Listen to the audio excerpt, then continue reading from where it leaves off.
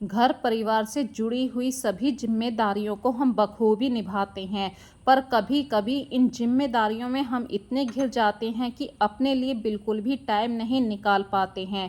लेकिन कुछ काम ऐसे होते हैं जिनको आप प्री प्लानिंग के अकॉर्डिंग करते हैं तो आपके लिए किचन के काम बहुत ही ज़्यादा आराम से हो जाते हैं। आपको बिल्कुल बर्डन नहीं लगेगा, आराम से इन कामों को स्पीडली आप कर सकते हैं। तो फ्रेंड्स, आज की वीडियो का टॉपिक इसी हिसाब से है। यदि आप कुछ कामों को रात में कर लेते हैं तो सुबह उठ के आपको बिल्कुल परेशानी नहीं होती है। आपको चाहे बच्चों को स्कूल भेजना हो या अपने हस्बैंड के लिए टिफ़िन लगाना हो या जल्दबाजी में सुबह 7 बजे से पहले ही अपने बच्चों के लिए टिफ़िन तैयार करना हो, तो इसके लिए आपको क्या है फ्रेंड्स, जल्दी थोड़ा सा उठना पड़ता है। और जितना जल्दी आप सुबह को उठेंगे, सुबह को यदि आप 4 साढ़े 4 बजे उठ जाते हैं तो आप अपने लिए थोड़ा सा टाइम निकाल पाते हैं, क्योंकि उतनी ही जल्दी आप अपने किचन के काम ख़त्म कर पाएंगे।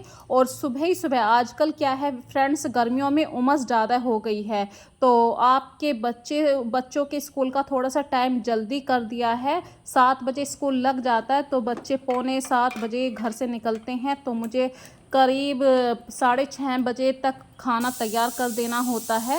इसके लिए मैं प्री प्लानिंग की बात कर रही हूँ। देखिए, मैंने रात राजमा भिगोया था। अब 7 बजे से पहले तो खैर राजमा नहीं बन पाता है, लेकिन हम ऐसे और ज़्यादा कुछ काम कर सकते हैं ताकि जो बच्चे स्कूल जाने वाले हैं उनके लिए एक अच्छी तरीके से डाइट भी हो जाए, बच्चों के लिए कुछ हेल्दी भी हो जाए, और जो टाइम आप उस समय किचन में देने वाले थे वो टाइम आपका पूरा खाना बनाने में चला जाए।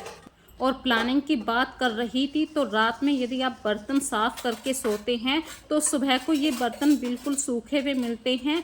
जो चम्मचें गीली होती हैं उन्हें आप किसी कपड़े के ऊपर रख दीजिए। इस तरीके से आपकी किचन जब साफ़ रहती है तो साफ़ किचन में काम करने का कुछ अलग ही बात होती है, अलग ही से ही मन लगता है। और फ्रेंड्स, नहाने के बाद मुझे चाय पीने की हैबिट है, तो आजकल अदरक नहीं आ रहा है मार्केट में, तो मैंने तुलसा जी के पत्ते उसकी जगह डाले हैं और मैं दूध डालकर अभी चाय में फिर पूजा करने के लिए चली जाऊंगी, क्योंकि चाय में बॉईल आने में अभी टाइम लगेगा। ये होते हैं प्लानिंग के साथ कुछ काम कर लेना। तो इतनी देर में मेरी चाय भी बन रही थी और मैंने पूजा घर में आके अपना दीपक भी जला दिया था। मेरे साथ फ्रेंड्स एक छोटी सी बात होती है, यदि मैं सुबह को दीपक नहीं जला पाती हूँ तो पूरा दिन मुझे ऐसा लगता है कि कुछ काम छूट गया है। हमने हर काम के लिए 5-10 मिनट ज़रूर देते हैं, क्या हम 5-10 मिनट अपने पूजा घर के लिए नहीं दे सकते हैं? तो ऐसे ही प्लानिंग के साथ मैं अपने काम करती रहती हूँ। तो चाय बन रही थी, बीच में मैं पूजा घर में दीपक जलाने के लिए चली गई थी और चाय बन चुकी है। और जो चम्मचें मैंने कपड़े के ऊपर रखी थी उनका पानी भी देखिए कपड़े ने सोख लिया है, तो मुझे कोई ज़्यादा मेहनत नहीं करनी पड़ी है। बस चम्मचों को उठा के जो चम्मचों का स्टैंड है वहाँ पे रख दूँगी। तो ये होते हैं प्री प्लानिंग के साथ जब हम काम करते हैं तो बहुत ही ईजीली हमारे काम हो जाते हैं। और सुबह ही सुबह एक कप चाय पीने के साथ जो मुझे एनर्जी मिलती है, तो बच्चों को भी कुछ एनर्जी वाली चीज़ देनी होती है, तो चाय तो मैं पीती हूँ या मेरे हस्बैंड या कभी कभी आस्था ले लेती है। पर कार्तिक के लिए मैं चाय नहीं देती हूँ। कार्तिक के लिए, आस्था के लिए बना रही हूँ बस मैंगो शेक। और आम का सीजन चल रहा है, उमस के टाइम में देखिए गर्मियों में ये अच्छी बात है कि हमारे पास एक आम भरपूर रहता है, जितना मन करे आम खाइए। आम का एक सीजन होता है, जैसे कि 2 या 3 महीने के लिए आम मिलता है।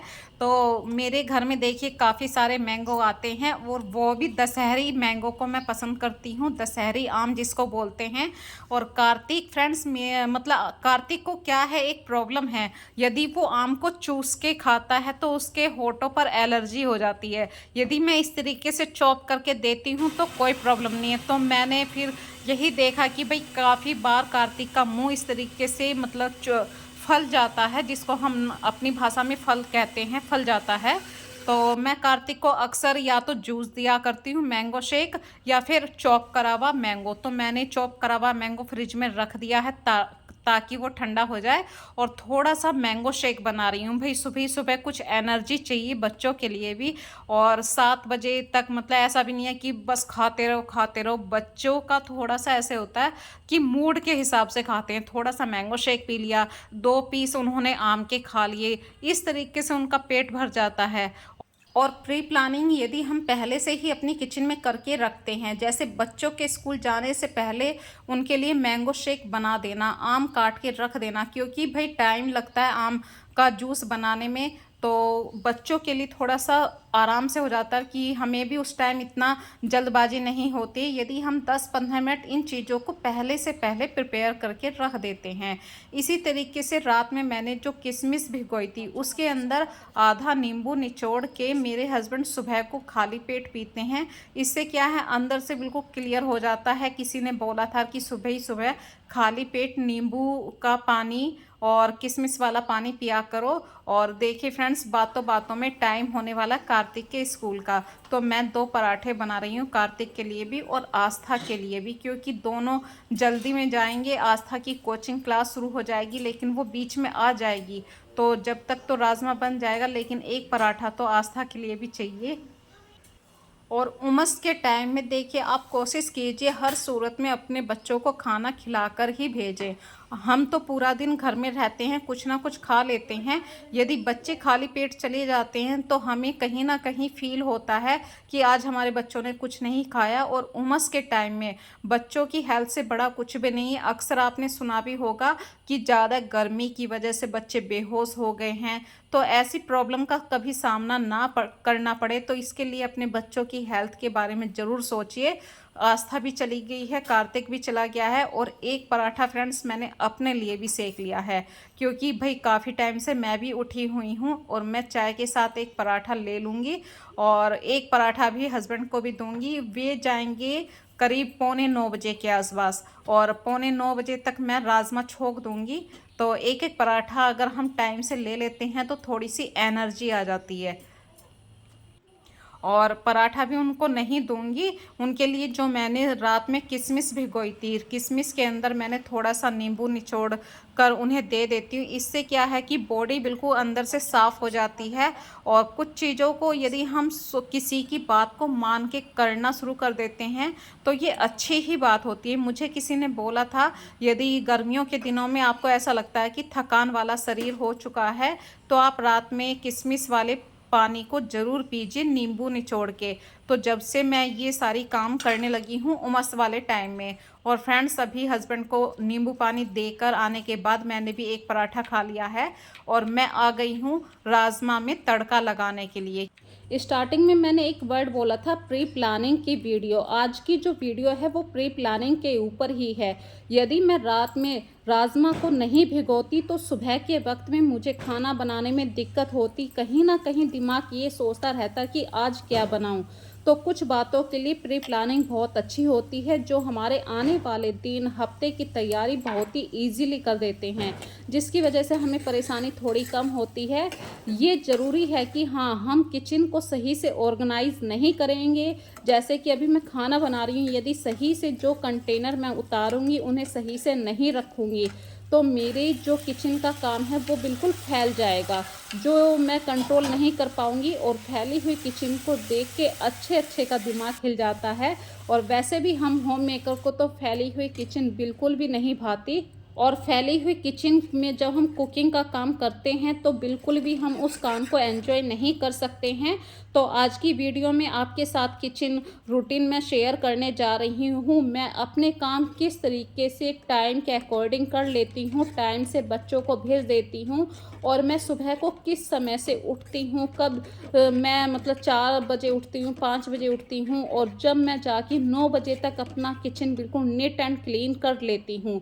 चाहे मुझे इसके लिए राजमा ही बनाना क्यों ना पड़े या सब्जी काट के ही क्यों ना बनानी पड़े। देखिए, जब हम दिल से किसी काम को करते हैं तो आपके लिए टाइम भी मायने नहीं रखता है। इतने सारे जो काम होते हैं किचन में, किसी को मैंगो शेक देना है, किसी के लिए आम चॉप करना है, नींबू पानी भी बनाना है, या रात में आपने किसी के लिए बादाम भिगोए हैं वो बादाम भी किसी को देने हैं, प्रॉपर एक खाना देना है, क्योंकि दोपहर में मेरे घर में अक्सर हर किसी के घर का डेली रूटीन अलग अलग होता है। और फ्रेंड्स, मेरे घर में तो सभी खाना खाकर जाते हैं, क्योंकि दोपहर में बहुत कम आते हैं। कभी बाय चांस क्लास मिस हो गई तो आस्था आ जाती है, अदरवाइज़ कार्तिक भी 2 बजे के आसपास ही आएगा। और इसके पापा, कार्तिक के पापा भी 5-6 बजे से पहले नहीं आते हैं। तो सुबह के वक्त में सभी को सब्जी रोटी चाहिए। और कुछ काम होते हैं प्री प्लानिंग वाले, मैंने स्टार्टिंग में बोला था। तो फ्रेंड्स, कुछ काम ऐसे होते हैं जो मैं रात में करके ज़रूर सोती हूँ। जैसे कि बच्चों के लिए रात में बादाम भिगोने ज़रूरी होते हैं। इसी तरीके से रात में बच्चों की ड्रेस प्रेस करना, अपने हस्बैंड के ऑफिस वाले कपड़ों को प्रेस करना। इसमें भी फ़ायदा ये मिलता है कि बाय चांस गर्मियों में लाइट का कट ऑफ बहुत होता है। आप इस प्रॉब्लम से बचना चाहते हैं, क्योंकि बाय चांस मान के चलिए सुबह को लाइट नहीं आई, तो या तो आपको किसी के पास कपड़े भेजने पड़ेंगे प्रेस करवाने के लिए, अदरवाइज़ आपको फिर सिलवट वाले कपड़े ही पहनने पड़ेंगे। तो बच्चों की ड्रेस है या अपने ऑफिस वाले कपड़े हैं, इन्हें रात में ही यदि हम प्रेस करके रख देते हैं तो हमारे काम थोड़े से आराम से हो जाते हैं। इसी तरीके से फ्रेंड्स, जब बच्चे स्कूल चले जाते हैं तो तुरंत के तुरंत ही मैं अपने कपड़ों को मशीन में लगाकर आ जाती हूँ। इस बीच में आके किचन साफ़ करने में फिर आराम से किचन साफ़ करती रहती हूँ। कपड़े ऊपर मशीन में लगे रहते हैं। तो कपड़ों के अंदर, कपड़ों में कोई भी दाग है तो मैं इसके लिए 2 सरफ़ यूज़ करती हूँ। जो आपका नॉर्मल सरफ़ है उसके साथ आप थोड़ा सा वैनिश सरफ़ ऐड कर दीजिए, तो कपड़ों के अंदर जो स्टेन लग जाते हैं, दाग धब्बे हो जाते हैं, इस सरफ़ की हेल्प से वो दाग भी निकल जाते हैं। और कपड़ों को मशीन में लगाकर आने के बाद मैंने दूध बॉईल होने के लिए रख दिया था। इस बीच में मैं वहीं पर खड़ी रहती हूँ।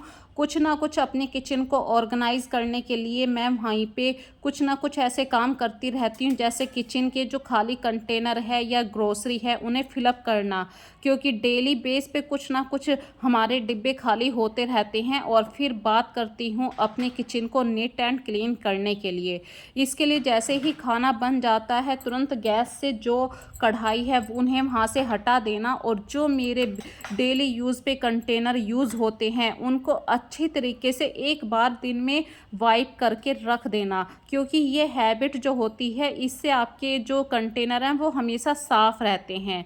और अपनी गैस पे, गैस के पीछे जहाँ पे टैल लगी रहती है उस एरिए को भी हमेशा दिन में 24 घंटे में एक बार ज़रूर वाइप कीजिए। इन छोटी छोटी बातों से हमेशा आपकी किचन नीट एंड क्लीन भी रहती है, ऑर्गेनाइज भी रहती है। और अपने किचन के बहुत सारे बर्तनों को साफ़ करने के बाद देखिए, जो बर्तन अब साफ़ हो चुके हैं, अब शाम को ही ये बर्तन साफ़ होने वाले हैं, क्योंकि पूरा दिन अब मेरी किचन साफ़ रहने वाली है। और ये टाइम है फ्रेंड्स, करीब 10 बज चुके हैं। तो सुबह जल्दी उठने का एक फ़ायदा ये भी रहता है कि आप टाइम से अपनी किचन को नीट एंड क्लीन कर लेते हैं। ये नहीं है कि 10-11 बज गए हैं और आपका घर का सारा काम फैला हुआ है। तो कुछ बातों को यदि आप टाइम से कर लेते हैं, स्पीडली कर लेते हैं, तो आपके पास काफ़ी सारा टाइम बच जाता है। और उस दोपहर वाले टाइम को आप 2 घंटे के लिए सोने के लिए भी यूज़ कर सकते हैं। और हम होम मेकर का यही सपना होता है कि हम कैसे करें कि अपनी किचन को हमेशा साफ़ रखें, बिल्कुल नीट एंड क्लीन रखें। और बारिश के दिनों में तो अक्सर एक प्रॉब्लम का सामना करना पड़ता है, हमारे घर में मक्खी भी बहुत आती है। तो इसके लिए आप जो आपका गीला कपड़ा है जिससे आप किचन साफ़ करते हैं, पहली बात तो आप अपने किचन के सारे बर्तन साफ़ कर लीजिए। जो भी आपको किचन में पानी भरने का काम होता है, फ्रिज में बोतल रखने का, वो सब काम कर लीजिए। फिर फिनाइल की गोली आती है, कपूर की गोलियां जिसको बोलते हैं, आप उसका एक वाइपिंग लगा दीजिए, तो आपको मक्खियाँ भी बिल्कुल अपने किचन काउंटर पर दूर तक नहीं दिखाई देंगी। तो आज की वीडियो फ्रेंड्स आप लोगों को कैसी लगी ज़रूर बताना। फिर मिलेंगे एक नई वीडियो में, तब तक के लिए अपना ध्यान रखिए। Bye bye.